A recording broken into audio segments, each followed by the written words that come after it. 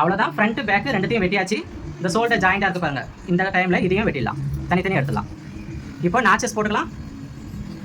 பாடிக்கு ஒரு notches, bag மடித்து தைக்க ஒரு நாச், டாட்டுக்கு 2 நாச்சஸ். இதை மாதிரி எல்லாத்துக்கும் நாச்சஸ் போட்டுக்கலாம். அடுத்தது பட்டி எப்படி வெட்டத்துன்னு பார்க்கலாம். இதை மாதிரி வெட்டின கிளாத்து பெருசாக இருக்கும், அதை பட்டிக்கு யூஸ் பண்ணிக்கலாம். 4 பிட்டாக போடுறேன், கீழே 2 இருக்குது, மேலே 2 இருக்குது.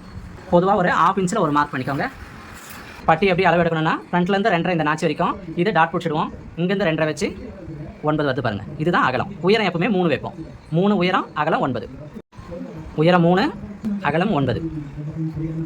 இங்கே சைட்லேயும் உயரம் 3 வச்சுருங்க. ஃப்ரண்ட்டில் 2.5 வச்சு இல்லைங்களா, அந்த மார்க் இங்கே 2.5 வச்சுருங்க.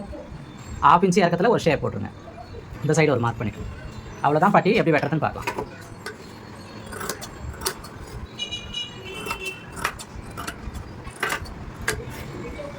அவ்வளோதான்.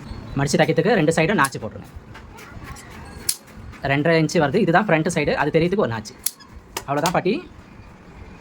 அடுத்து கழுத்து பீஸ் வைக்கிறதுக்கு 3/4 இன்ச்சு வித்தில் கிராஸில் வெட்டுறேன். நல்லா கிராஸில் வெட்டிங்க, அப்போ தான் கழுத்து பீஸ் வைக்க ஈஸியாக இருக்கும்.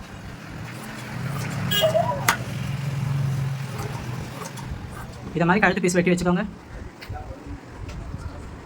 அவ்வளோதான். ப்ளவுஸ் கட்டிங் முடிஞ்சது. இதோட இது வரைக்கும் நம்ம சேனலில் 20 வீடியோஸ் டெய்லரிங் வீடியோ போட்டிருக்கோம். ஒரு விஷயத்தை கற்றுக்கணும்னா திரும்ப பாருங்க, மார்க் பண்ணி பாருங்க, கட்டிங் பண்ணி பாருங்க. அப்போ தான் உங்களுக்கு புரியும். எதனா டவுட்னா கமெண்ட்டில் கேளுங்க. ஸ்கிப் பண்ணாத பாருங்க. அடுத்த வீடியோவில் சந்திப்போம். பாய்.